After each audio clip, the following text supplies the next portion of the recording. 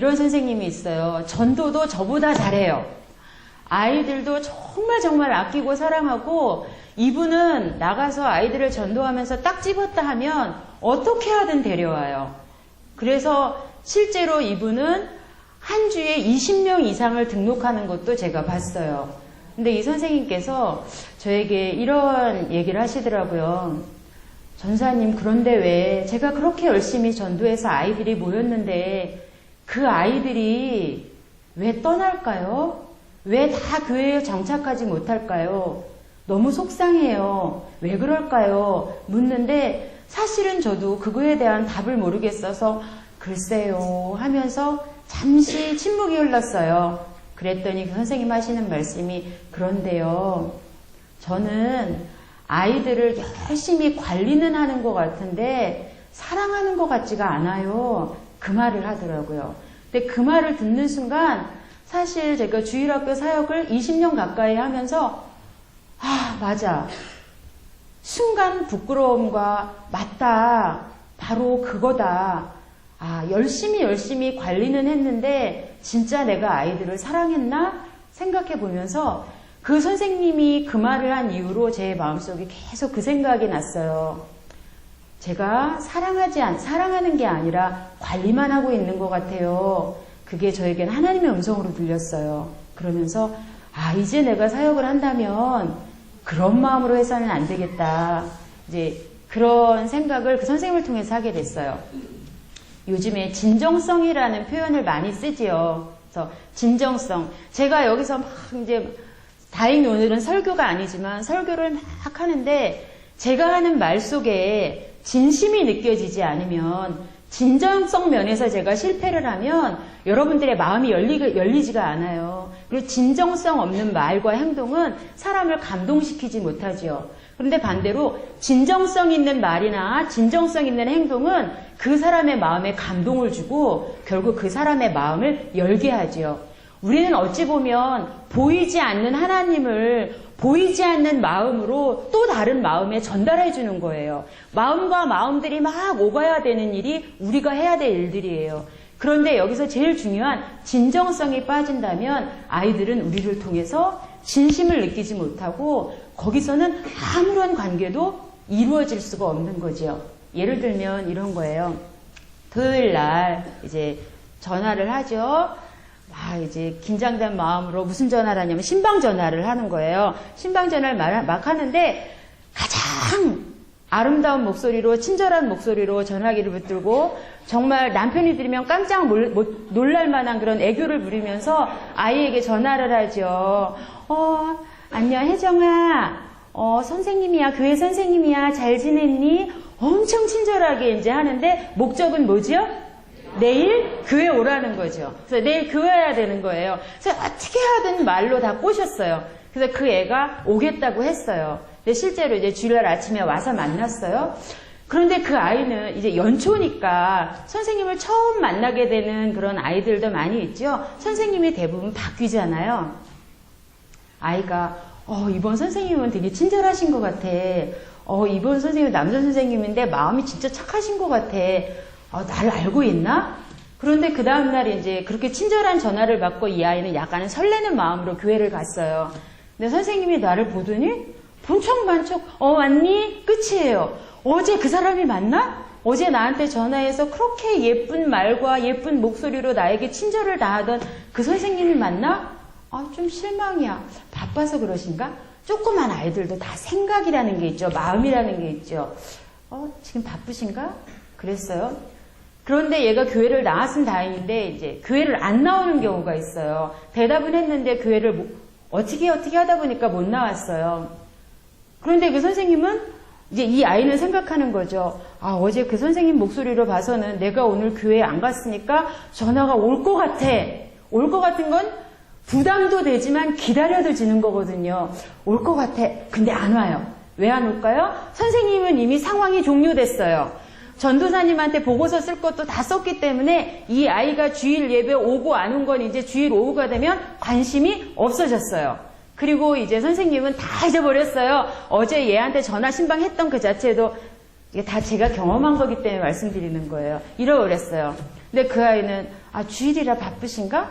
월요일도 화요일도 수요일도 목요일도 금요일도 기다렸지만 전화가 없어요. 아이는 무슨 생각할까요? 역시 나한테 관심 있는 게 아니라 어떻게 하든지 주일 예배에 나오게 하려고 날 꼬시는 거야. 그 마음을 알아채버린 거죠. 그런데 토요일 날 이 선생님은 또 일주일 내내 이 아이에 대해서 잊고 있다가 토요일 날 다시 이제 또 지난주 그 목소리로 출석부를 본 거예요. 이게 안 왔네? 온다래고 왜 안 왔지? 일주일 동안 생각 안 하고 안 왔네? 어떻게 하지? 조금 더 친절하게, 조금 더 강하게 얘기해야 돼. 또 전화했어요. 아이가 지난주와 같은 마음으로 받을까요? 아니죠.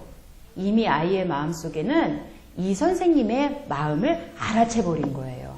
저 선생님은 나한테 특별히 관심이 있는 게 아니라 작년에 그 선생님처럼 내가 주일날 교회에 나오라고 여기에만 관심이 있는 거야. 그렇게 얘는 선생님의 마음을 알아채버렸어요. 우리는 아이가 내 마음을 알아채도 부끄럽지 않은 마음을 가지고 있어야 돼요. 이 아이가 그 마음을 알아챘으니까 이제 이 아이도 그 선생님의 그 전화에 그렇게 감동도 없고 느낌도 별로 없어요. 네, 갈게요. 네. 대충 이제 이렇게 하죠. 뭘까요? 선생님과 아이와 선생님은 진정성에서 아이한테 실패한 거예요. 아이는 더 이상 이 선생님의 감정 속의 진실을 믿으려고 하지 않아요. 아이가 불신하기 시작하면 제가 이제 이런 실수를 한 적이 있어요. 그냥 저는 별 생각 없이 다음 주에 교회 오면 토요일 날 전쌤이랑 떡볶이 먹자 그런 거예요. 그리고 토요일 날 모임을 갖고 나서 떡볶이 먹자를 까먹은 거예요, 제가. 그리고 나서 이제 한 달쯤 지났어요. 그 엄마 집사님이 저한테 그러더라고요. 전도사님, 그래서 왜요? 그랬더니 우리 애가요. 제가 말씀 안 드리려고 했는데요. 전사님이 거짓말했다고 교회 가기 자꾸 싫대요. 내가 무슨 거짓말을 했을까 생각해봤어요. 떡볶이를 안 사주셨다면서요. 그쵸. 아이들은 내가 그냥 무심결한 그런 말까지도 다 마음에 두고 있어요. 저는 저와 우리 선생님들이 아이들에게 그냥 열심히 관리만 하는 선생님이 아니라 아이들의 마음을 알아주고 아이들이 우리 선생님들을 봤을 때 저 선생님은 좀 재미는 없어. 그렇지만 진심인 것 같아. 저 선생님은 진짜 나한테 관심 있는 것 같아. 진짜 나를 사랑하는 것 같아. 요것만 잘하셔도 교사로 성공하실 수가 있다는 거 말씀드리고 싶어요. 제가 한 아이의 이야기를 해드릴게요. 혹시 여기 목동능력교회에서 오신 선생님 계신가요? 안 계시죠? 그럼 제가 아이의 이름을 얘기해도 될 것 같아요. 제가 이제 학교를 졸업하고 첫 사역지가 목동에 있는 교회였어요. 그 교회를 갔는데, 주일학교에 갔는데, 모든 선생님의 관리 대상 영순이가 있었어요. 일섭이라는 아이였어요. 3학년 남자아이였는데 이 아이는 모든 선생님이 주일날 갔는데 도대체 제가 왜 저런가 하고 봤더니 그냥 예배 시간에 갑자기 누가 이렇게 쳐다봤는데 좀 약간 기분 나쁜 눈빛으로 쳐다봤나 봐요. 그것도 5학년 남자애가. 얘는 3학년이에요. 벌떡 일어나더니 가서 그냥 얼굴 확 때려버리는 거예요. 얘는 거의 매주 싸워요. 근데 싸우면 그냥 싸움만으로 끝나는 게 아니라 꼭 피를 보거나 뼈를 부러뜨리거나 아주 끝장을 보는 아이예요. 3학년인데 등치도 컸고 힘도 세요. 눈빛만 봐도 그 포스가 있어요, 아이가. 근데 선생님들이 얘라면 고개를 절레절레 흔드는 거예요. 사실 제가 이제 그 교회 가서 설교를 하는데 아니나 다를까 그 애가 어느 날 벌떡 일어나더니 아이씨 이러더니 가더니 그것도 여자애를 한 대 때리는 거예요. 참을 수가 있을까요? 저도 여잔데 저런. 그리고 쟤를 어떻게 하지? 그러다 아무튼 약간의 그 정신적인 흔들림이 있는 상태에서 설교도 대충 끝내고 이제 끝났어요, 예배가. 진짜 심각하다. 문제가 뭘까? 3학년 남자애가 저토록까지 강팍해진 이유가 뭘까? 엄마 아빠가 교회 집사님이셨어요. 그리고 엄마 아빠는 성품이 너무너무 온유하시고 좋으셨어요. 저 아이가 도대체 왜일까? 왜 저럴까? 그 이제 이유를 알았어요. 예배가, 주일학교 예배가 끝나고 점심 식사를 하게 되면 그 아이 일섭이의 엄마와 이제 우리 부장 선생님이 만나시더라고요. 꼭 같이 식사를 한 테이블에서 하시면서 그때 하시는 이야기가 일섭이에 대한 얘기예요. 얘가 오늘 예배 시간에 누구를 때렸고, 예배 시간에 말대답을 했고, 떠들었고, 돌아다녔고, 아주 어쩜 그렇게 기록한 듯이 디테일하게 엄마한테 고자질을 하시는 거예요. 그러니까 이제 이 부장 선생님, 왜냐하면 선생님이 그렇게 하시는 이유는 선생님들은 해볼 만큼 해본 거예요. 이렇게도 저렇게도 다 해봤는데 얘를 도저히 변화시킬 수 없으니까 엄마가 무서워요. 그러니까 엄마한테 일러서 엄마로 하여금 얘를 훈계하게 하는 게 이 선생님의 생각인 거예요. 그리고 이런 이렇게 젊은 선생님들은 얘를 감당하지를 못해요. 여자 선생님들은 막 울어요, 얘 때문에. 그런데 이제 그걸 보면서 이 엄마는 또 집에 가면 가만히 있겠어요? 어떻게 하겠어요? 엄마 선생님들 아시잖아요. 막 이제 교육을 하죠. 얘는 어릴 때부터 교회 생활을 이렇게 한 거예요. 주일날 가서 예배 시간에 사고치고 선생님이 엄마한테 이르고 엄마한테 혼나고 토요일이 되면 1차 설교를 듣고 와요. 엄마한테. 너 내일 교회 가면 그러면 안 되고 이렇게 해야 되고 그렇게 해요. 그 선생님을, 그 엄마를 만났는데, 그 아이의 엄마를 만났는데 저를 보더니 굉장히 미안해하는 얼굴로 죄송해요. 제가 일섭이 엄마예요. 그러시더라고요. 그래서 그게 왜 죄송할까요? 속으로 그랬죠? 그랬더니 아이가 그런 아이였던 거예요. 어떻게 할까? 그러다 제가 사실은 저도 사역을 하면서 저의 부족한 성품 때문에, 인격 때문에 실패를 하거나 상처를 준 적도 많이 있어요. 많이 있을 거예요. 부지 중에라도.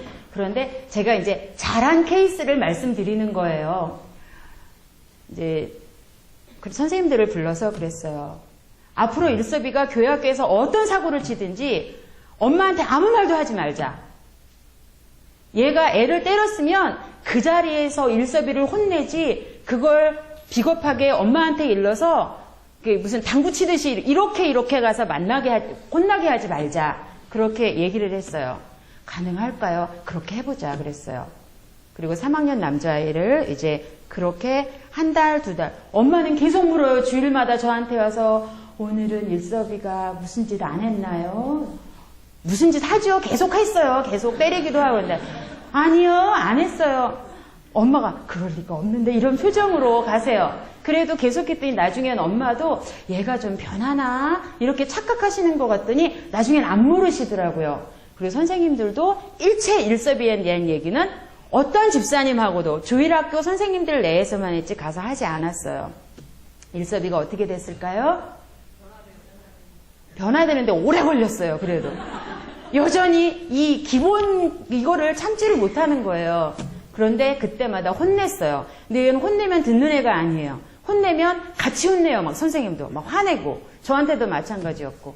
그러다가 그해 여름에 성경학교를 하는데 장래 희망을, 자기의 소망을 써내는 그런 시간이 있었어요. 근데 일섭이가 써냈는데 나의 장래 희망 위에는 하나님한테 편지 쓰는 게 있었어요. 저는 이런 소원이 있어요. 제 소원은 이거예요. 그건데 그 밑에 소원에 위에는 아무것도 안 쓰고 밑에 뭐라고 썼게요? 뭐라고 썼냐면 사람 그렇게 쓴 거예요.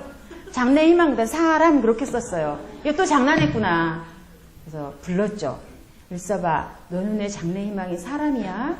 그랬더니 전 그때까지도 그게 지금 웃으신 분들은 눈치채고 웃으신 거죠. 근데 저는 그때까지도 왜 그랬는지 몰랐어요. 그런데 놀라운 건요. 인간이라고 쓴 애도 있었어요. 왜 그랬을까요? 일섭이한테 물었죠. 너 왜 너 지금 사람인데? 그랬더니 하도 너 언제 사람 될래? 너 언제 인간 될래? 이 얘기를 너무 많이 들은 거예요. 그러니까 얘는 진짜 넌 언제 사람 될래? 이 말이 자기는 진짜 사람에게 인정받는 그런 사람이 되고 싶었던 거예요. 그러니까 인격적으로 존중받는 그게 뭘까요? 자기는 사람으로서 자존감이 없었던 아이였던 거예요. 그 자존감을 누가 무너뜨렸나요? 아니죠. 그 학교 선생님들이 먼저 무너뜨려 준 거예요. 엄마한테 이르는 건 창피한 거예요. 내가 맡고 있는 주일학교 아이를 잘못됐다고 엄마한테 이르는 건 선생님으로서 창피한 거예요. 그건 절대 하면 안 돼요.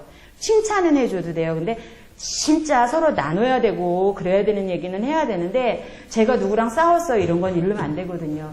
그 일섭이의 3학년 때까지의 자존감을 무너뜨린 주범은 주일학교 선생님이었고 엄마였어요. 이 아이가 그걸 쓴 거 보고 더 이상 할 말이 없어서 그래 알았어. 거기서 얘한테 막 구구절절히 막 좋은 말로 얘를 설득할 수가 없는 거예요. 마음이 너무 아팠던 거죠. 그리고 그 아이가 4학년, 5학년이 되면서 5학년 때는 어떻게 됐는지 알아요?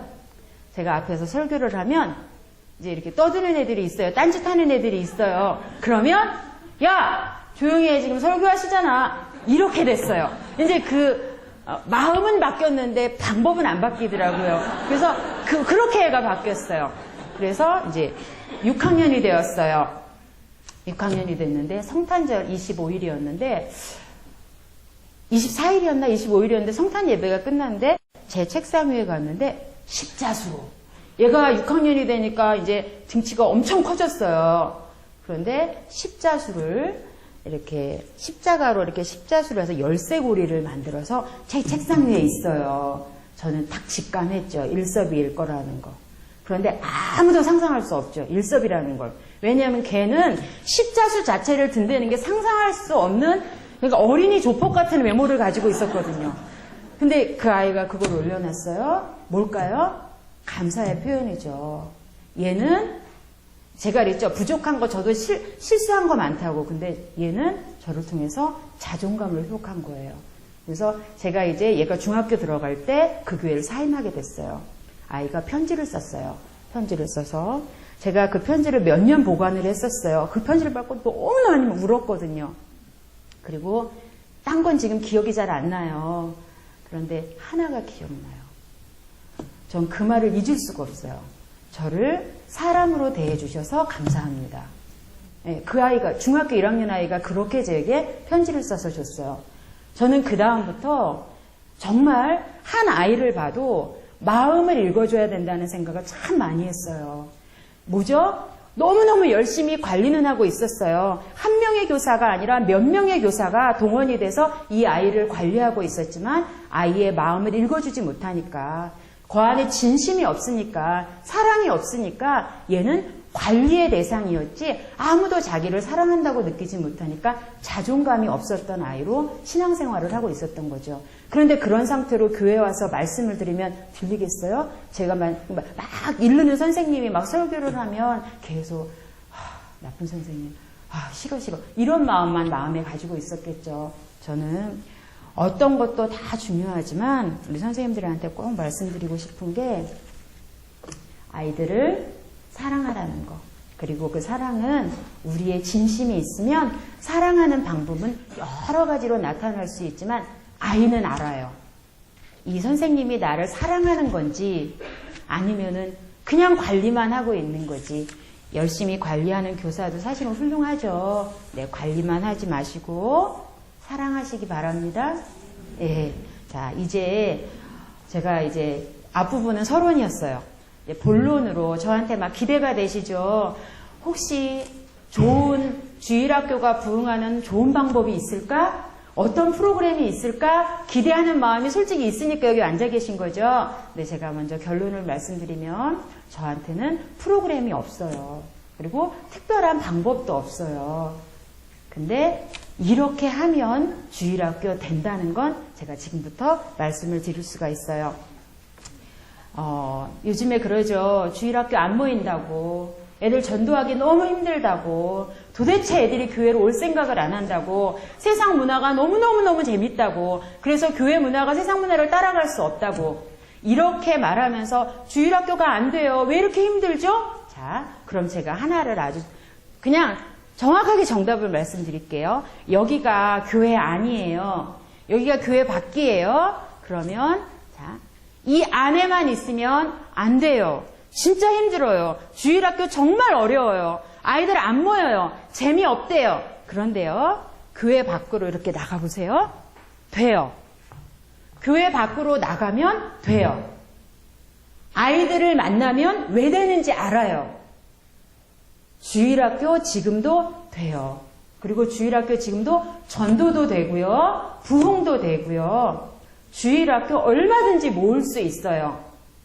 하나님이 도와주시지 않아도, 이렇게 말하면 위험한 발언인가요? 뭐냐면 하나님이 도와주시지 않아도 내가 그 전도의 현장에 아이들이 살고 있는, 아이들이 움직이는 그 현장에 내가 나가면 최소한 30명은 데리고 올 수 있어요. 몇 달 동안. 그런데 왜 안 된다고 하냐면요. 나가지 않기 때문에 안 된다고 믿는 거예요. 안 나가니까 전도도 안 되고 안 나가니까 부흥도 안 돼요. 근데 나가면 돼요. 저는 이걸 자신 있게 말씀드릴 수가 있어요.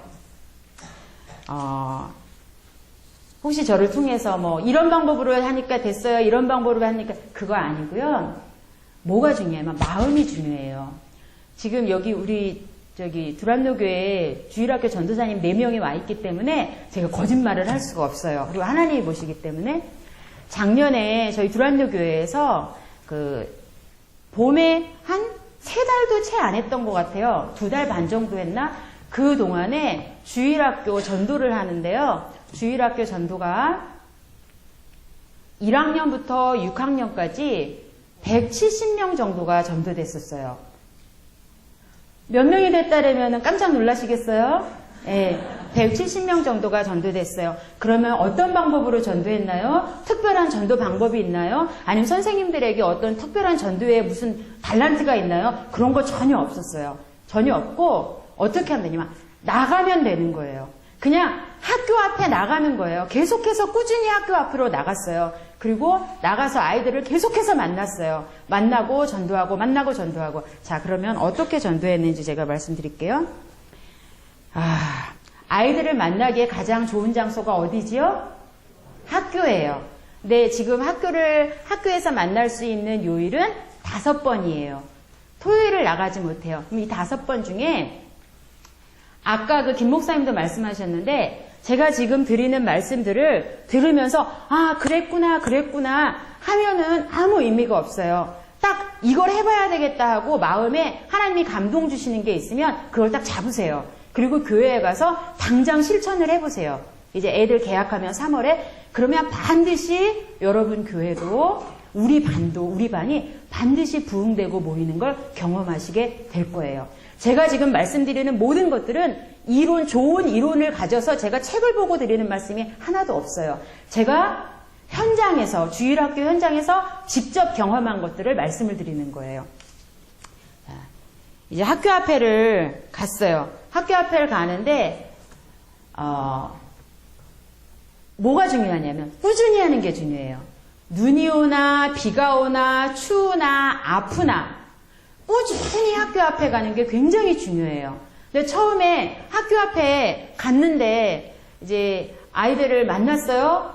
한두 주 해보니까 만만치가 않아요. 보더니 도망가요. 전화번호 알려달라면, 이상한 눈으로 보면서 특히 남자 선생님들 경험하시죠.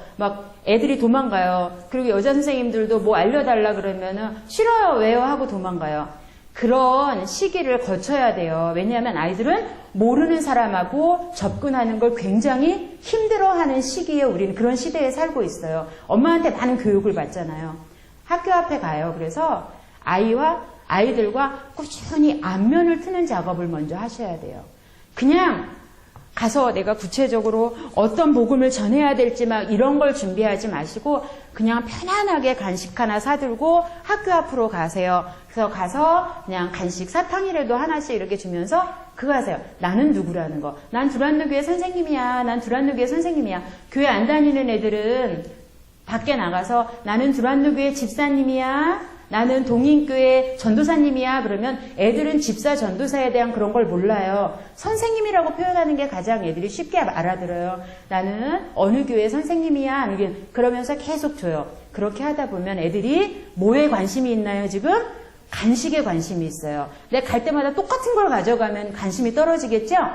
가격대를 조금 어떨 때는 높은 걸 잡아서 이렇게 갖다 주고 그러면 아이들이 경계를 이제 풀어요. 그러면서 약간 이제 무장 해제를 하고 간식이 탐이 나서 접근하기 시작해요. 그럴 때 아이에게 이제 접근을 하는 거죠. 그래서 저희는 아이와 얘기할 수 있는 시간을 벌기 위해서 떡볶이를 해가지고 나가는 게 가장 큰 효과를 봤어요. 떡볶이를 해가지고 나가면 떡볶이를 퍼주는 시간이 있죠. 퍼주는 시간에 선생님들 전도하러 갈 때 수첩을 가져가서 메모하시잖아요. 그런데 그 수첩은 한눈에 보이지가 않아요. 전도할 때 제일 좋은 건 A4 용지에다가 표를 만들어서 나만 보는 거잖아요. 글씨가 클 필요가 없어요. 최대한 여기에 많은 아이를 적을 수 있는 한 30-40명을 적을 수 있는 이게 칸을 만드시고요. 그리고 아이 이름, 학년, 그리고 옆엔 전화번호, 그리고 그 아이의 특징, 그리고 비고난을 하나 만드세요. 그리고 그걸 가져가서 아이에게 떡볶이를 주면서, 뭐 치사하지만 애들은 그거 통하더라고요. 떡볶이 주면서 줄까 말까 하면서 이름이랑 전화번호 알려주면은 떡볶이를 줄게, 이런 분위기를 하는 거예요. 그런데 벌써 대놓고 너 전화번호 안 알려주면 이거 안 줘? 그러면은 안 돼요. 그래서 그렇게 하면 아이들이 대부분 알려줘요. 가끔 엄한 번호 알려주는 애가 있어요. 그리고 교회 와서 이제 전화를 해보면 굉장한 배신감이 느껴지고 이 시대의 아이들을 이건 아닌데 하면서도 그런 애들이 있지만 대부분은 제대로 가르쳐줘요. 그럼 그걸 가지고 와요. 한번 이걸 받으면, 이거 받는 과정이 굉장히 어렵죠. 근데 받으면 요걸로 끝이면 절대로 안 돼요. 이게 시작이에요. 그리고 마음속에 전화번호를 받고 나서 얘 오면 좋겠다. 이 마음가짐이면은 단 한 명도 안 와요. 어떻게 하면 오냐면요. 무슨 일이 있어도 오게 해야 되겠다. 중요한 얘기였어요. 전도는 어떻게 할 때 되냐면요. 무슨 일이 있어도 이 애를 오게 해야 되겠다. 그 마음이 있으면 아이가 와요. 그래서 그렇게 적었으면 오자마자 전화번호가 맞는지 확인 전화를 하셔야 돼요. 근데 제가 지금 이거 말씀드리는데 해보신 선생님들 계실 거예요. 참 쉽지 않아요. 모르는 집에 전화한다는 게. 요즘은 고학년 애들은 휴대폰이 있지만 저학년은 집 전화를 알려주거나 엄마 번호를 알려주면 정말 불편하죠. 그래도 이제 전화를 하는데 저는 1, 2학년 같은 경우는 휴대폰이 없고 또 사실 1학년 정도면 엄마의 동의가 없으면 교회를 올 수가 없어요. 그러면 그때 저는 바로 그 자리에서 전화해요. 어떻게 전화했냐면, 그래서 몇 명을 전도했는데요. 너 몇 학년 몇 반이니? 1학년 4반이에요. 그러면 1학년, 실제로 우리 선생님 중에 그런 선생님이 계세요. 1학년 선생님이면 1학년 1반부터 그 학년이 5반까지 있다면 5반 우리 교회 다니는 애들 명단을 다 적어가지고 있어요. 무슨 말인지 이해되시죠? 그러면 그걸 가지고 있다. 너 몇 반이니? 그러면은 4반인데요. 그러면 이렇게 너 예인이 알아? 그 반 애를 물어보면 알 거 아니에요? 알아요. 우리 반이에요. 그러면 그래? 예인이도 우리 교회 오는데. 그러면서 엄마 번호를 이제 알려주면, 그러면 지금 엄마한테 한번 전화해서 여쭤보면 어떻겠니? 그러면 그 아이가 엄마 번호를 제 핸드폰으로 띠띠띠띠 누르겠죠? 뭐죠? 그러면 제 핸드폰에 엄마의 전화번호가 남죠. 그러면 그렇게 해요. 그러면 엄마, 나 이 앞에서 두란누교 선생님 만났는데, 그러면은 뭐라고, 애가 말을 잘 못하잖아요. 그러면 내가 잠깐 받을까? 그럼 주죠. 그러면 또 집에서 하는 목소리 아니고 포장된 목소리로, 어머니 안녕하세요. 지금 집 앞에서요, 학교 앞에서요, 도훈이를 만났는데요. 제가 도훈이 친구 예인이를 만나러 왔는데 예인이랑 같은 반이네요. 도훈이도 예인이 다니는 교회에 한번 와보고 싶다는데 어머니 한번 와봐도 될까요? 그럼 뭐라 그럴까요? 네, 대부분 네라 그래요. 그런데 왜냐하면 지금 저를 못 믿어요. 그런데 친구를 믿는 거예요. 그 친구를 믿고, 또 하나는 얘가 이제 이미, 그러니까 엄마도 얘가 엄마 나 누구 다니는 교회 갈래? 그러면 신뢰가 안 가요. 그런데 이미 저랑 통화를 했잖아요. 그런데 저는 그렇게 통화할 때 어머니 죄진 듯이 그렇게 안 해요. 친절하지만 당당하게. 그래야 있어 보이잖아요. 그죠? 그래서 당당하게 그렇게 이제 통화를 해서 사실은 진짜 교회 안 보내는 엄마인데, 예, 그렇게 해서 전도하는 경우가 있었어요.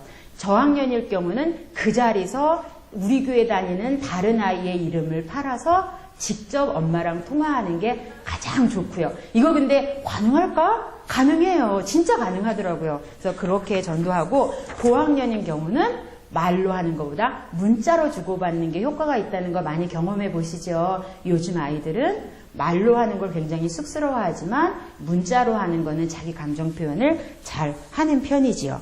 자, 그래서 이렇게 전도를 하는데, 전도하기 제일 좋은 시기가 언제일 것 같으세요? 3월부터 6월 초까지예요. 3월 중순부터 6월 초까지.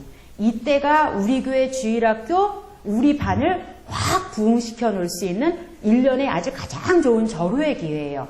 가을보다 봄이 훨씬 전도하기가 좋아요. 그래서 이 기간에는 집중 전도 기간이기 때문에 일주일에 3, 4회 나가는 거예요. 그러면 이제 학교 다니거나 직장 다니는 선생님들은 그럼 나는 못 나가는데요.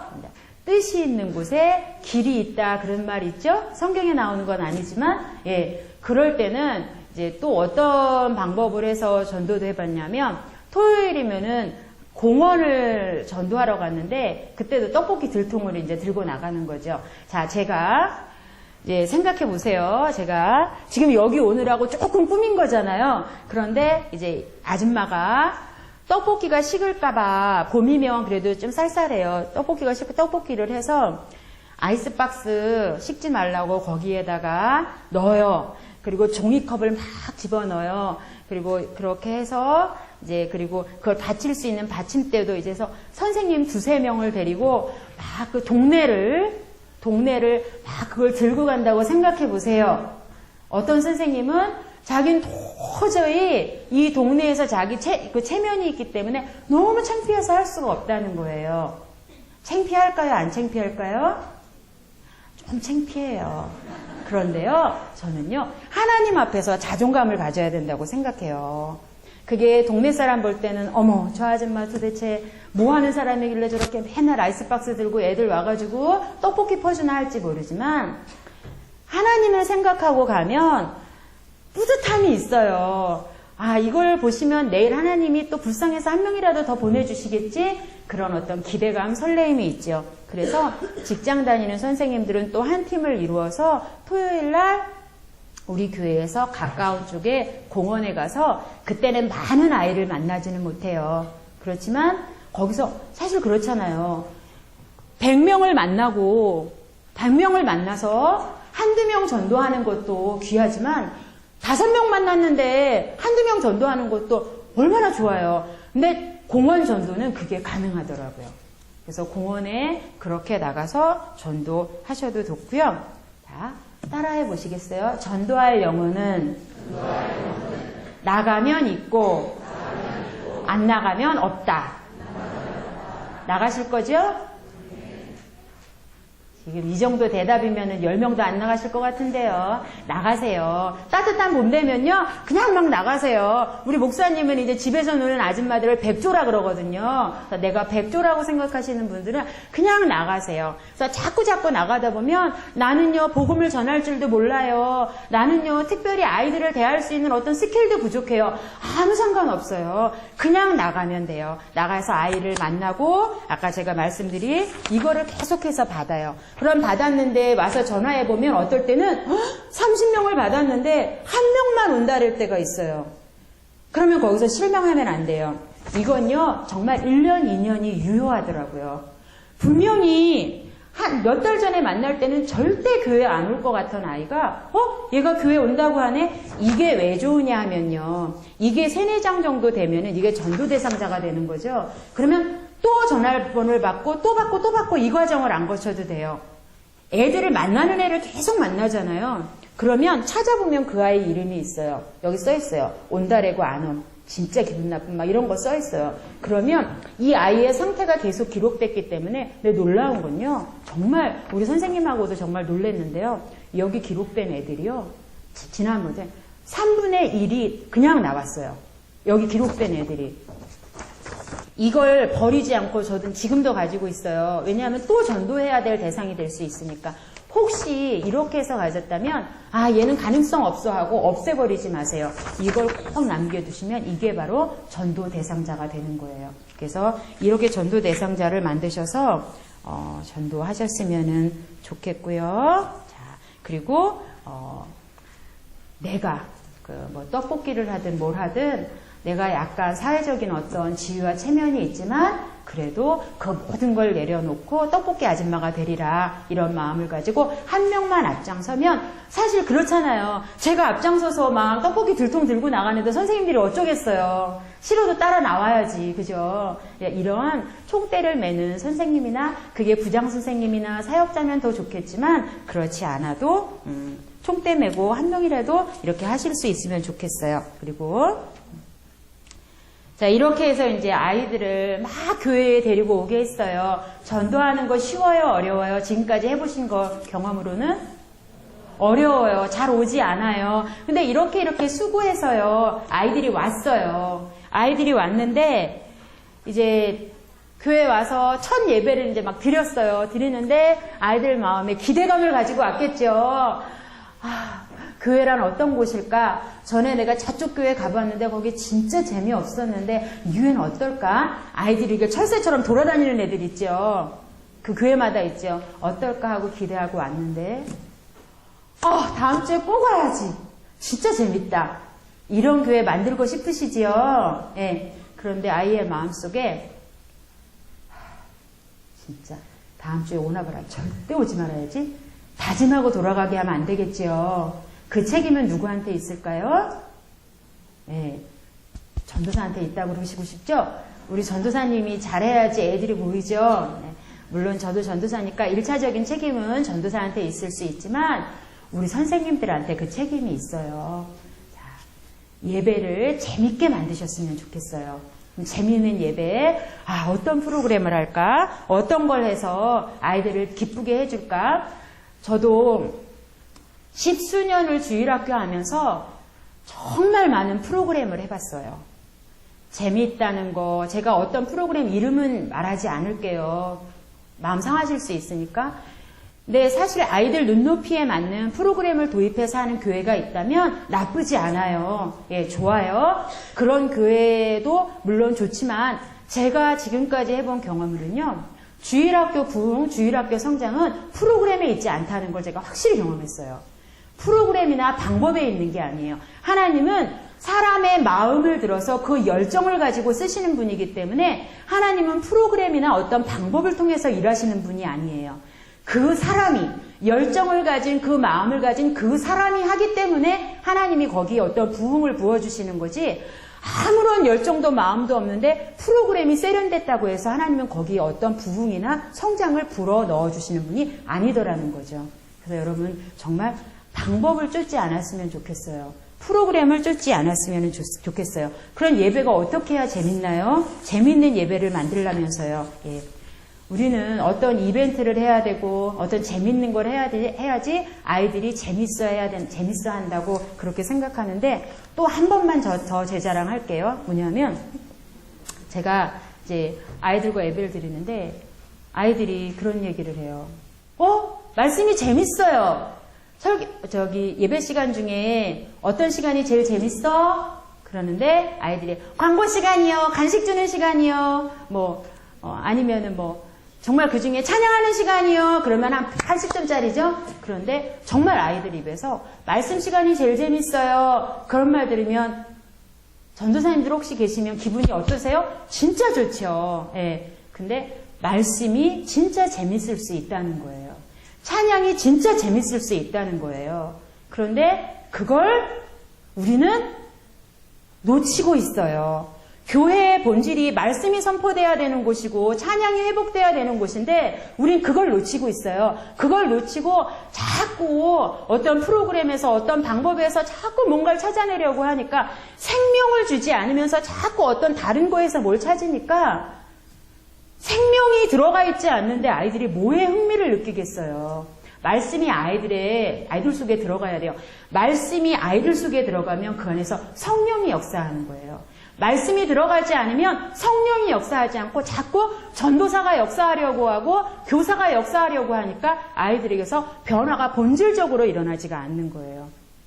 제가 이제 한 예를 말씀을 드릴게요. 자, 우리 선생님들이 혹시 아주 이렇게 정말 정확하게 본인을 진단해 보셨으면 좋겠어요.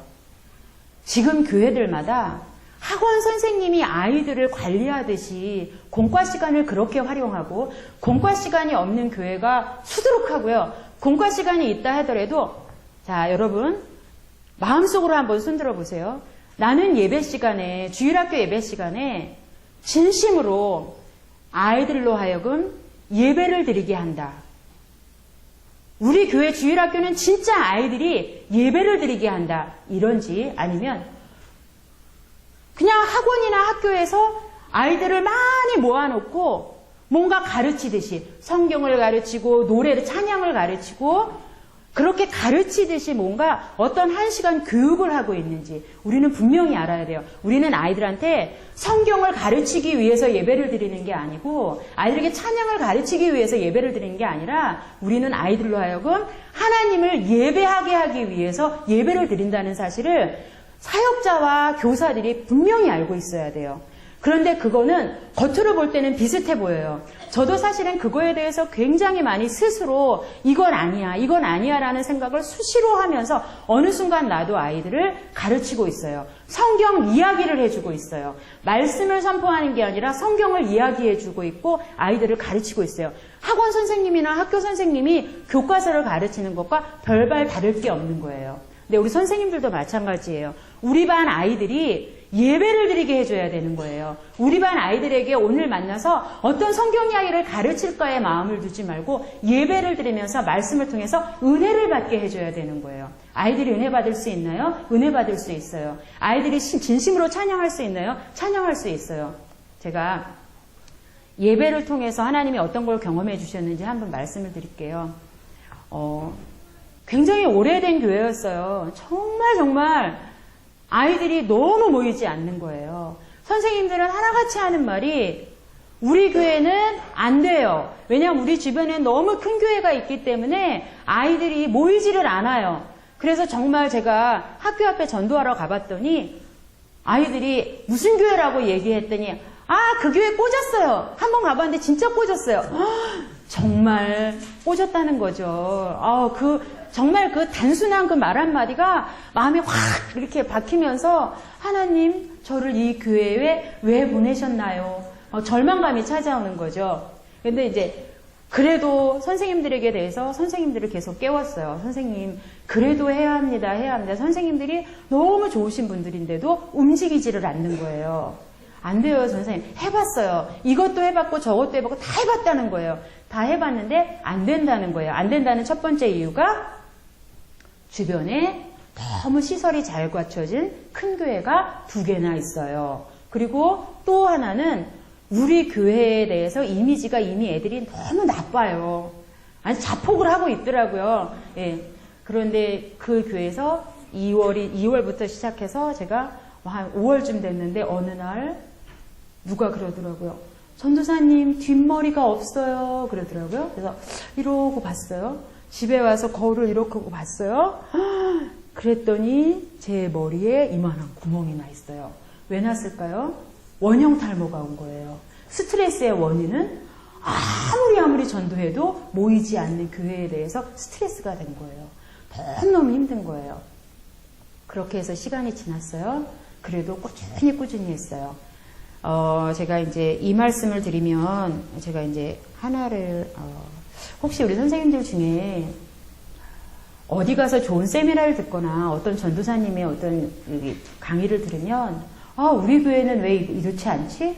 우리 전도사님은 왜 그래? 왜 안 해? 이렇게 혹시라도 어떤 좋은 강의를 듣고 가거나 그랬을 때 우리 교회 주일학교나 우리 전도사님에 대해서 불만이 생기는 건 절대 하나님이 기뻐하시는 게 아니에요. 하나님은 다 우리에게 어떤 밭을 주셨어요. 그 밭이 어떨 때는 돌이 있는 밭일 수도 있고 가시가 있는 밭일 수도 있고 풀이 많은 밭일 수도 있어요. 나는 풀이 많아서 이 밭에서 농사 지을 수 없어. 나는 돌이 많아서 이 밭에서 농사 지을 수 없어. 그건 좋은 농부가 아니에요. 우리는 좋은 농부, 좋은 일꾼이 되려면 내 밭에 돌이 있으면 그 돌을 골라내는 작업을 해야 되고 풀을 뽑아내는 작업을 해서 나에게 주어진 밭에서 최상의 열매를 거두어내는 게 좋은 농부고 좋은 일꾼이에요.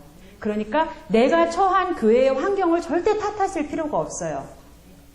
네, 제가 뭔 얘기를 하다가 그래서 아무튼 제가 이제 그렇게 그래서 이제 그런 환경 때문에 막 스트레스가 되고 있는데 제 마음이죠. 이 가운데에서도 하나님은 하실 일이 분명히 있으실 거다. 그리고 선생님들에게 계속해서 예배 준비에 대해서 말했어요. 여러분 예배 준비가 굉장히 중요해요. 저는 예배를 리허설을 했었어요. 예배 콘티를 짜는 거죠. 토요일이 되면 찬양 인도 교사부터 예배 콘티를 짜는 거예요.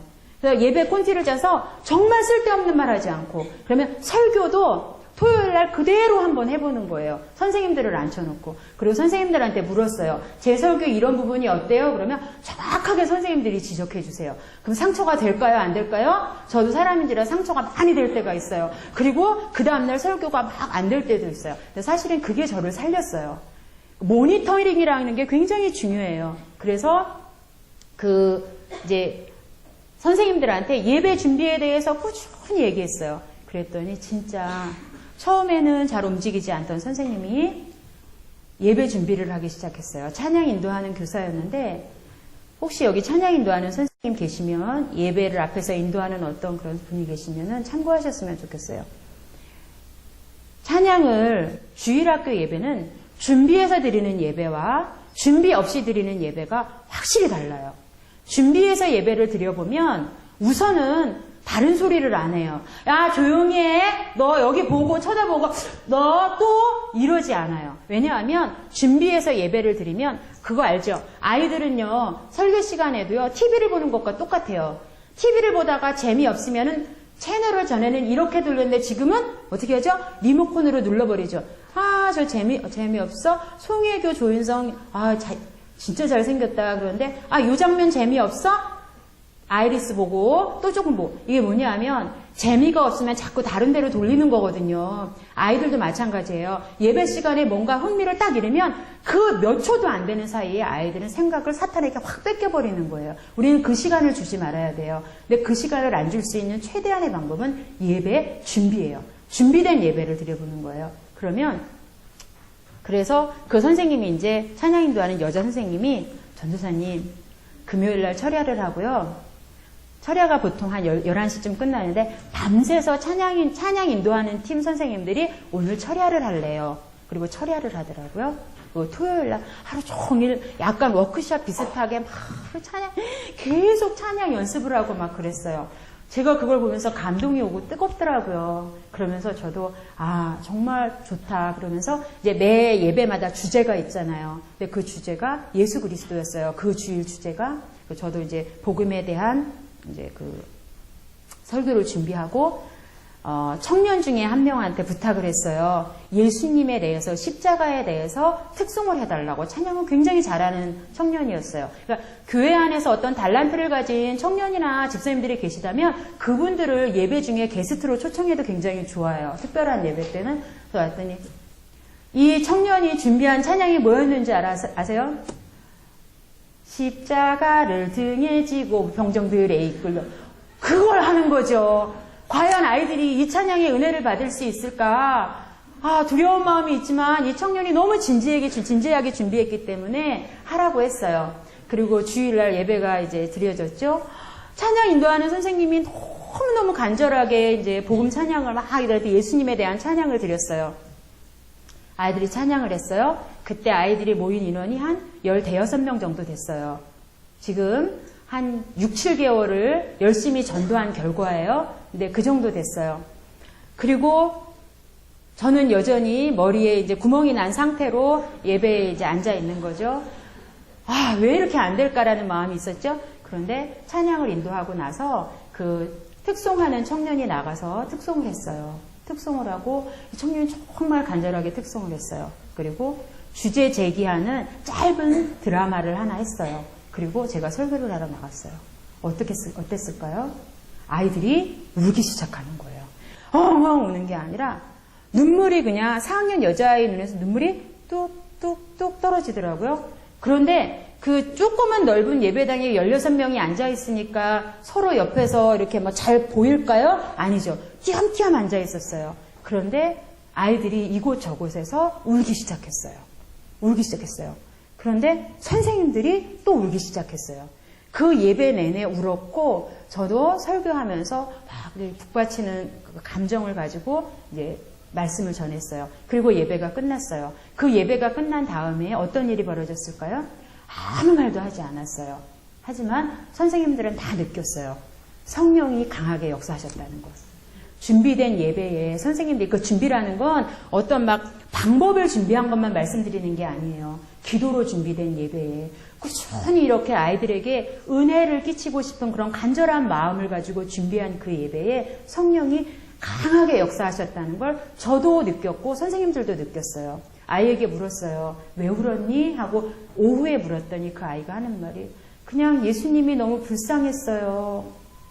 그 아이에게 성령이 감동을 주신 거죠. 그러면서 그 일이 있고 난 후에 어떤 일이 벌어졌을까요?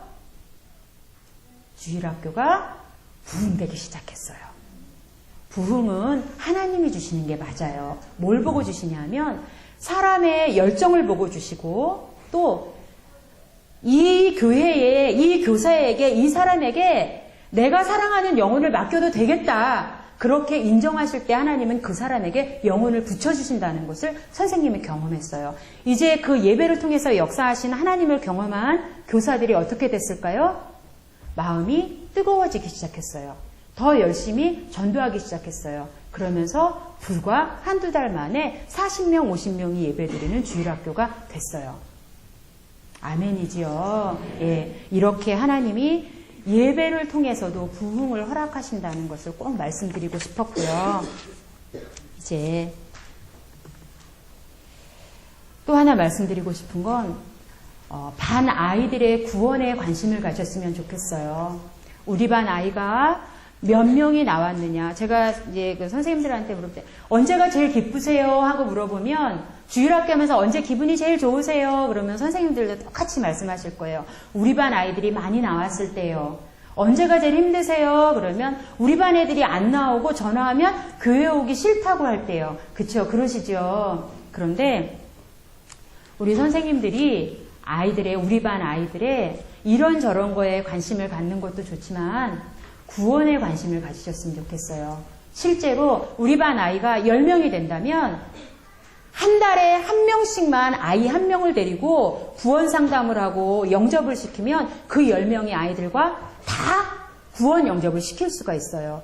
그런데 1년 동안 내가 데리고 있었는데도 12월이 됐는데 우리 반 아이가 천국에 대한 소망이 없고 예수 그리스도에 대한 확신이 없다면 나는 선생님 잘못하고 있는 거예요. 그럼 어떻게 해서 우리 반 아이들에게 구원의 확신을 심어줄 수 있냐면 그 모든 걸 전도사님한테 떠넘기지 마세요. 전도사님이 아까 그 목사님도 말씀하셨지만 일대 다수로 이렇게 하는 건 여러분의 마음을 저는 읽지 못해요. 단지 저에게 집중하면 좀 들을만 한가 보다. 이 정도지 저는 제 말만 막 하고 있지 여러분이 어떤 생각을 하고 있는지 소통은 되지 않고 있어요. 그런데 소그룹을 하게 되면 소통이라는 게 되죠. 그러면 우리 반 아이들과 소통이 될 수 있는 건 전도사는 아이들에게 대중을 상대로 말씀을 선포하는 거예요. 하나님의 뜻을 선포하는 거예요. 그런데 선생님들은 아이들 한 명 한 명의 신앙 상태를 알 수 있고 그 아이들과 영적으로 소통을 할 수가 있어요. 그러면은 제가 아이들 한 명 한 명을 데리고 구원 상담을 하는 것보단 선생님이 하는 게 훨씬 좋아요. 그런데 그러려면 먼저 보죠.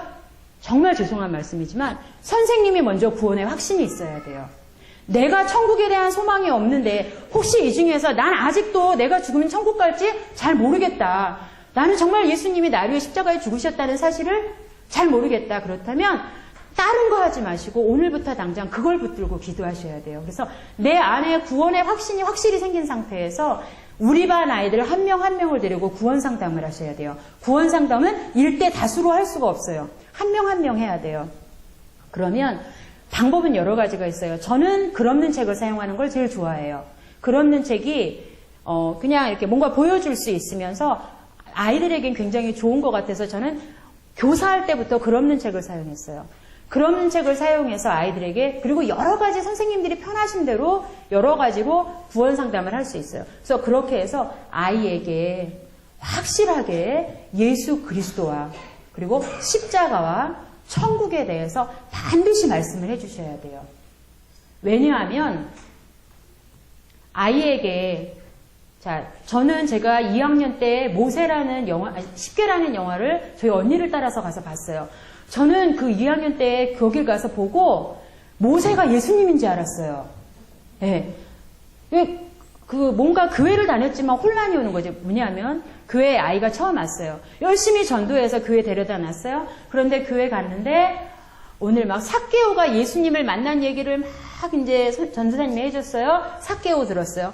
그 다음날 갔더니, 그 다음 주에 갔더니 전도사님이 이번에 엘리야에 대해서 막 얘기했어요. 엘리야를 들었어요. 그 다음 주에는 또 사도 바울에 대해서예요. 솔로몬에 대해서예요. 얘는 아무런 틀이 없는 상태에서 막 말씀이 던져지는 거예요. 그런데 이건 제가 실제로 경험한 거예요.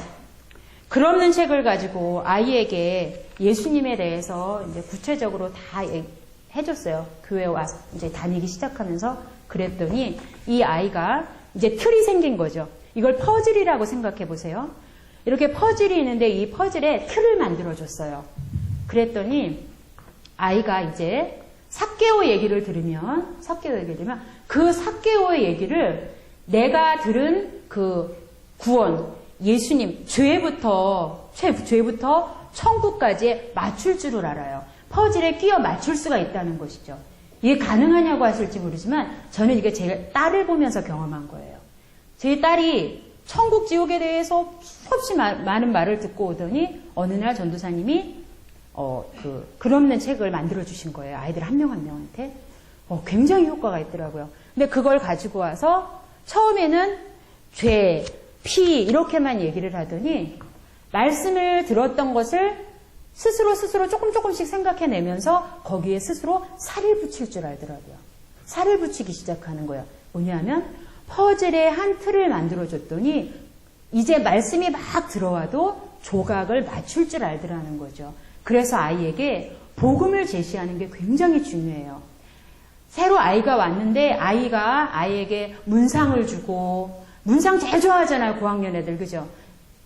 어르신들 문상은 문구상품권에 준 말이죠. 분상은 분식상품권에 준 말이고, 그걸 주는 걸 굉장히 좋아해요. 그런데 그걸로 순간 아이의 마음을 잡을 수는 있지만 그 아이 안에서 그 아이의 마음을 역동적으로 막 움직이게 하는 건 전혀 할 수가 없어요. 저도 못하고 선생님도 못하고 문상도 못하고 아무것도 못해요. 그건 뭐냐면 아이 안에 생명의 말씀이 들어가야 돼요. 그리고 그 생명의 말씀이 그 안에서 성령이 막 역사할 때 그 아이가 교회에 정착하게 되고 은혜를 받게 되는 거죠. 그래서 우리 선생님들 사역의 현장에서, 그리고 선생님들마다 다 주어지는 시간이 있어요. 전도사님에게 주어지는 시간이 있고 찬양인도 교사에게 주어지는 시간이 있다면 선생님들에게 주어지는 시간이 있어요. 선생님들은 누구를 탓할 필요 없어요. 나에게 주어진 그 시간이 내 반 목회를 하는 시간이에요. 그러니까 우리 반 아이들을 그때 목회하면 되는 거예요. 그래서 그 아이들에게 구원의 확신을 반드시 갖게 해주라는 거, 그거를 말씀드리고 싶고, 마지막이에요. 제가 아무리 좋은 것도 길게 하면 재미없더라고요. 시간을 꼭 지켜드리려고 합니다. 자, 이제 신방. 전도를 해서 아이도 모아드렸어요. 그런 꿈을 꾸세요. 전도했어요. 그래서 이제 3월에 가서 학교 앞에 가서 막 전도했더니 우리 교회가 20명 나왔었는데 30명, 40명이 나왔어요. 여러분, 이렇게 목표를 세우면 굉장히 좋아요. 30명 목표를 세우고 그걸 딱 쳤어요. 우린 쳤다는 표현을 해요. 이상하죠? 쳤어요. 그러면 이제 50명 목표를 세워요. 그럼 50명을 쳤어요. 그럼 70명 목표를 세워요. 이렇게 목표를 세워요. 그런데 이렇게 해서 막 이렇게 되기까지 얼마나 많은 수고와 기도와 인내와 그런 것들이 있고 물질적인 투자가 있었겠어요. 그래서 이렇게 해서 이제 예배도 이제 지금 다 하는 거예요. 전도도 했어요. 그래서 많이 모였어요. 아멘 하면 그렇게 될 거예요. 그죠? 그렇게 됐어요. 예. 그리고 나서 또 예배 준비도 열심히 했더니 아이들이 찬양과 말씀을 즐거워해요. 예, 그랬어요. 그리고 나서 이제 선생님들이 반 아이들을 위해서 기도하면서 그 아이들 한 명 한 명 영혼에 관심을 가지고 사랑하면서 복음도 알려줬어요. 그리고 났는데도 애들이 교회를 안 와요. 왜냐하면 아이들에게 권태기가 있어요. 남자친구, 여자친구 사귀어보면 권태기 있어요? 그런 거 아직 몰라요? 순진해서요? 있어요. 있어요. 있으면요, 그때 권태기가 왔으니까 헤어지는 게 맞는 걸까요? 아니죠. 그래도 또다시 잘 이렇게 친해지는 게, 그래서 회복되는 게 중요하죠. 결혼하신 분들 막 찔리시죠? 회복할 마음 별로 없으신 분들 있는 것 같아요. 근데 회복되는 게 굉장히 중요하죠. 회복해야 돼요. 아이들도 교회를 다니다 보면 다 얘는 절대 시험들 애가 아닌데 권태기가 와요. 그 이유는 여러 가지예요. 친구와 싸웠다든지, 교회 문화가 이제 시들해졌다든지, 선생님이나 전도사님을 통해서 상처를 받았다든지, 그래서 교회에 오기가 싫어졌어요. 한 주를 나누면, 아이는 한 주를 안아보면 그 맛이 진짜 달콤하다는 걸 알아요. 좋아요, 아주. 교사하다가 1년 안 해보면 한두 주는 찜찜하다가 굉장히 편해지잖아요. 그쵸? 예. 근데 아이들도 마찬가지예요. 그런데, 그래서 이제, 교회를 오기 싫어졌어요. 그때 하는 게 뭐죠? 신방이고 관리지요. 이제 그냥 평소 때 하는 신방은 학교 앞에 가서 하면 신방하면 돼요. 이제 전도하는 날을 만약에 목요일, 금요일로 잡았다면 신방은 수요일 날 하는 거예요. 수요일 날 갈 때는 마음을 평안하게 가지고 딴 때랑은 다르게 간식을 좀 두둑하게 가지고 그걸 가지고 가서 그날은 욕먹을 수 있어요. 왜냐하면 우리 반 애들만 주는 거예요. 그리고 전도사님이라면 부장선생님이랑 우리 교회 애들만 주는 거예요. 우리는 그렇게 가면 그 학교 선생님들이 막 뭐라 해요. 어떻게 그렇게 하냐고. 주려면 다 주지. 교회에서 나와서 그게 뭐 하는 짓이냐고. 그래도 그럴 때 뭐라 그럴까요? 내 맘이죠. 그러면 안 되죠. 그래서 돈이 없어서요. 그냥 그리고 우리 애들만 주는 거예요. 그러면 이제 우리 여기 전도사님 중에 한 분 계신데 그 선생님은 가장 센 걸로 그 여름이면 막 뭐죠? 그게 탱크인가? 왜 그 빨아먹는 거, 예, 애들 줘야죠. 쭈쭈바. 우리 세대는 쭈쭈바라 하죠. 그래서 그걸 가지고 나가서 애들 주면요. 다른 교회 애들은 안 줘요. 안 믿는 애들도 안 줘요. 야박할지 모르지만 그게 우리의 전략이에요. 그리고 우리 애들만 줘요. 그러면 얘들은 뭘까요? 나 두란노 교회 다녀. 그래서 주는 거야. 그리고 이제 그걸 받아서 이제 굉장히 어쩌다가 자기 친구 딱 데려와가지고 하나 얻어 먹이면 엄청난 일을 한 것 같이 생각이 되죠. 그러면 아이들 마음속엔 아, 저 교회 다니니까 일주일에 한 번씩 저런 간식 주는구나. 사실은 참 치사한 믿기죠. 그런데 그건 뭐냐면 우리 교회 아이들, 우리 반 아이들을 이렇게 챙겨준다는 걸 보여주기 위한 거지 안 믿는 애들 샘나라고 하는 행동은 아니에요. 일주일에 한 번 그렇게 전체 신방을 해요. 근데 문제는 장기 결석자. 3주, 4주 됐고 장기 결석자, 시험된 아이들, 교회 오기 싫은 아이들, 이 아이들의 신방을 어떻게 해야 될 것인가가 문제인데 이때 제가 해본 신방 중에서 가장 큰 효과를 거둔 것이 엽서 신방이었어요. 엽서 신방은 어떻게 하는 거냐면 지금은 워낙 컴퓨터로 다 뽑으면 돼요. 엽서도 예쁜 그림 뽑으면 되고 글도 뽑으면 되는 써서 이름만 위에 싹싹 바꾼데 그거 하면 안 돼요. 애들끼리 서로 얘기하거든요. 내용이 똑같고 이름만 싹 바꾸는 거 뭔지 아시죠? 영철아, 나는 너를 보고 싶고 이러는데 다른 애들 보니까 이름만 다르고 다 똑같아요. 그러지 않고 제가 실제로 주일학교를 하면서 이렇게 해봤어요. 3주 이상 결석한 아이들 리스트를 쭉 뽑아요. 주일 오후 되면 그러면 3, 40명이 되면 그 아이들을 일일이 손으로 엽서를 썼어요. 손으로 쓰는데 애들은 손으로 쓴 글에 굉장히 감동해요. 왜냐면 글씨 쓰는 게 지네도 힘들다는 거 알거든요. 컴퓨터로 막 치는 건 쉽다는 거 알거든요. 근데 선생님들이 쉬울 것 같죠? 진짜 어려워요. 저는 4줄이나 5줄만 썼거든요. 어떻게 쓰냐면 그랬어요. 그래서 민정아 안녕. 나가 누군지 알려야 돼요. 나는 무슨 교회 선생님이야.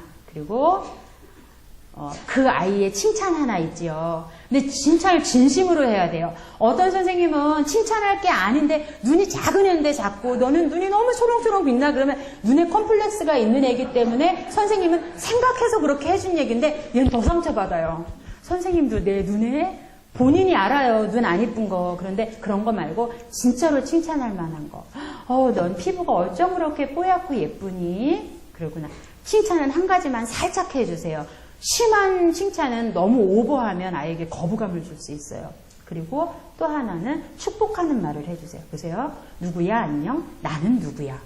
걔 칭찬 하나 쓰면서 축복해주는 말을 하세요. 축복해주는 말을 할 때는 부모님과 같이 해주는 게 좋아요. 그래서 보면은 혜정아 너와 내 가정이 지금 굉장히 추운 겨울인데 감기 걸리지 않고 모두 건강하기를 정말 바래. 선생님이 그렇게 기도할게. 그렇게 하고 그래서 밑에다가는 주일에 만나자 이런 거 말고 이번 주일날은 네 이쁜 얼굴 꼭 보고 싶다. 아유, 참. 하면서도 그죠? 네 그래도 이러면서도 그리고 또 남자 선생님 남자아이들 같은 경우에는 네 씩씩한 목소리 진짜 듣고 싶다. 그러면 아이들이 감동할까 싶은데 진짜 좋아해요. 칭찬하는 제가 여기서 선생님 어쩜 그렇게 예쁘세요? 젊어 보이세요? 그러면 그 싫을 사람이 누가 있어요? 그렇죠? 아이들도 똑같아요. 그래서 그렇게 칭찬해주고 맨 밑에 줄에다가는 어머님, 아버님 얘를 이름 뜨고 저희 교회 보내주셔서 감사합니다. 사랑으로 정성껏 지도하겠습니다. 그거는 이제 엄마 아빠 보라고 볼 수 있으니까요. 그래서 그렇게 해서 그러면 4-5줄만 쓰면 돼요. 근데 이것도 사실 몇십 명 쓰려면 정말 힘들거든요. 근데 반 아이들 많지 않잖아요. 그죠? 30명 안 넘잖아요. 그러면 장기 결석자 많이 써봤자 10몇 장 쓰잖아요. 그러면 그렇게 해서 써서 우편으로 보내는 거는 별로 의미가 없어요. 이제 이게 엽서면요. 저는 제가 이렇게 강의안도 지우할까봐 이렇게 그림을 넣어가지고 해요. 그래서 이렇게 해서 여기에다가 썼으면 비싼 거 선생님들이 항상 빠지시는 게 뭐냐면 아이들은 비싼 걸 좋아한다는 생각을 하는데 절대 그렇지가 않아요. 받았다는 게 중요하지 뭘 받았는지 애들은 별로 중요하지 않아요. 공감하시죠? 그럽니다. 마이쮸. 긴 거 한 통 하면은 한 몇 주 하다 보면 선생님 시험 돼요. 돈 들어서. 그러니까 마이쮸 1개. 그래서 1개. 그리고 이거 배려해 주셔야 돼요. 동생이나 위에 형제가 남매가 있으면 2개, 3개. 그 숫자대로 해서 스카치 테이프로 딱 붙여요. 그리고 그걸 동네별로 다 구분을 해요. 이쪽 저쪽 구분을 해서 종이 가방에 딱딱딱딱 넣어요. 그리고 배달을 다니는 거죠. 이 배달하기 가장 좋은 날은 요즘 같은 경우는 목요일, 금요일이 좋아요. 지금은 토요일은 이미 애들이 마음이 교회 올지 안 올지 올 수 있을지 안 올지가 전에는 토요일 날 결정됐는데 지금은 금요일 저녁에 결정이 돼요. 나갈 수도 있고. 그러면 금요일 날 낮에 애들이 학교 갔다 오기 전에 집 앞에 가서 붙여놓고 오는 거죠. 아이들 눈높이. 우편하면 넣는 거 소용없어요. 집 앞에 가서 이렇게 붙여야 돼요. 그러면 이제 경비가 있는 곳이 있잖아요. 그럴 때는요, 무슨 눈높이 선생님인 척하고 가면 돼요. 그러면서 다 제가 해본 거예요. 그러니까 갈 때 이렇게 너무 심하게 동네 아줌마처럼 하지 않고 약간 선생님처럼 하고 가는 거죠. 그리고 나서 아이의 집에 가서 붙일 때 반드시 하나님이 이 아이의 마음을 만지시도록 기도하면서 붙이시는 거예요. 그리고 와서 이제 돌아왔어요. 생각보다 훨씬 좋은 결과가 보여요. 뭐냐면 글씨로 썼다는 거에 자기를 위해서 글을 썼다는 거에 아이들은 1차적으로 감동하고 일부러 자기 집 앞에 왔다는 거에 부모님도 미안해해요. 그리고 아이도 고마워해요. 그러면서 그걸 통해서 전화로 신방하는 것보다 직접 만나서 떡볶이를 사주는 것보다 엽서 신방이 훨씬 더 아이들의 마음을 감동시키는데 좋은 역할을 한다는 걸 제가 경험을 했어요. 그리고 또 하나는 이제 생일인데요. 진짜 너 사랑해. 나 너한테 정말 관심 많아라고 선생님이 계속 막 말로는 하는데 생일은 언젠지 몰라요. 1년에 한 번 있는 날인데 애는 여러분도 그렇잖아요. 내 생일인데 이런 마음이 하루 종일 있었는데 누가 전화해줬어요. 그 사람 엄청 고맙잖아요. 그런데 내 생일인데 우리 전도사님들 전화가 없네. 선생님들도 내 생일 모르네. 이러면 잠깐은 섭섭하잖아요. 그렇죠? 아이들도 마찬가지예요. 더 하겠죠. 아이들은. 생일을 챙겨주는 선생님 아이들이 굉장히 좋아해요. 그래서 생일을 챙겨주시는데 미리는 챙겨줘도 돼요. 근데 나중에 챙겨주는 건 그다지. 그래서 그 당일날 선물 사들고 집에 갖다 주는 게 제일 좋아요. 시간이 없어서 생일 챙기는 건 그렇게 하시면 되고요. 그래서 어떻게 하냐면 1년 그 다이어리 같은 거 있잖아요. 그러면 반 아이들 달력 있잖아요. 집에 카렌다에다가 반 아이들 연초에 생일을 다 표시해 놓으세요. 그러면 이제 수첩에 해놓으면 절대 안 보게 돼요. 근데 달력에 해놓으면 보게 되지요. 자, 그리고 진짜 마지막이에요. 신방 중에 마지막인데 이게 이제 진짜인데 주일 아침 신방이에요. 주일 아침 신방인데 이 주일 아침 신방은 토요일 날 전화를 이제 했지요. 전화 신방 하시죠. 토요일 날 전화 신방도 안 하는 교사는 진짜 교사도 아니죠. 그래서 토요일 날 하는 것보다 금요일 날 하는 게 더 좋아요. 전화 신방을 했어요. 그러면은 네 하고 교회 갈게요. 대답한 아이가 주일 날 아침에 다 오든가요? 아니죠. 다 안 오죠. 그러면 지 마음이지 뭐 어쩔 수 없지. 그러고 앉아 계시면 안 돼요. 자, 주일 아침 신방이 영적인 전투예요. 영적인 전투를 하는데 주일 예배가 9시라면 8시부터 선생님들은 영적인 전투를 하는 거예요. 그래서 이제 주일 아침에 잠자는 아이 깨워주기, 교회 오기 싫다는 아이 마음 돌려놓기, 엄마가 가지 말라는 아이 엄마 마음 돌려놓기, 이런 모든 과정이 주일 아침 그 짧은 시간에 이루어지는 거예요. 그러면 언제 선생님은 휴 하고 한숨 돌리시면 되냐 하면요. 주일날 아침에, 자, 그게 내 모습은 아닌지 한번 보세요. 주일날 아침에, 얘 온다 그랬지? 이러고 봤는데, 왔어. 얘 안 왔네? 왜 안 왔지? 무슨 일 있나 보네? 그리고 9시가 되면 같이 앉아서 찬양하고 예배 드리는 선생님은 안 돼요, 그러면 안 되고, 오기로 약속한 아이는 예배가 끝나기 1분 전에라도 오게 해야 돼요. 이제 예배가 10시에 끝나는데 9시 55분에도 전화를 하는 거예요. 끝나기 전에. 그래서 전화를 했는데 얘가 늦어서요. 조금 그러니까 한 9시 반쯤 통화했는데 얘가 오면 한 9시 55분 예배 끝날 때쯤 될 것 같아요. 그러면 그래 그러면 이번 주엔 늦었으니까 다음 주엔 꼭 와라. 그러면 안 돼요. 그러면 잠깐이라도 와서 선생님 얼굴만 보고 가면 안 될까? 그렇게라도 해서 반드시 교회에 발을 오게 해야 돼요. 그래야 그 다음 주 결석으로 이어지지 않아요. 그래서 아이가 이제 주일날 오겠다고 한 아이가 예배당에 다 앉아 있을 때, 그때 이제 선생님은 휴 하고 앉아서 같이 말씀을 드리면 되는 거예요.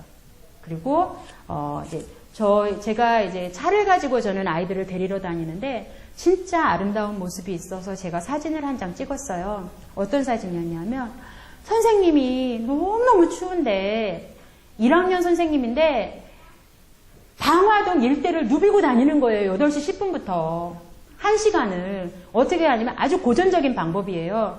아직도 그런 교사가 있냐고 할지 모르지만 그 선생님이 코스를 정해요. 그래서 일찍 일어나는 아이부터 그 아이를 데리러 가는 거예요. 집 앞에서 기다려서 걔 나오면 걔 손들 붙들고 다음 애로 가고. 1학년이에요 지금. 그 다음 애로 가고. 그렇게 해서 쭉 얘들을 데리고 손을 쫙 잡고 오는데 제가 마침 그 앞을 이렇게 그 선생님하고 이렇게 지나가다 저는 차 안에서 마주쳤어요. 사진 찍었어요 제가. 정말 마음이 뭉클하면서 내 마음이 이런데 하나님이 저 모습을 보면 얼마나 기뻐하실까. 그 선생님은 사실 처음 교사하시는 분이었어요. 근데 그 선생님은 자기는 맨날 하는 말이 나는 아무것도 몰라요가 입에 붙었어요. 그런데 그 선생님 반이 1월, 2월, 3월 말이 돼서 30명이 넘어서 새끼반을 만들어줬어요. 왜 그렇게 부흥이 됐을까요?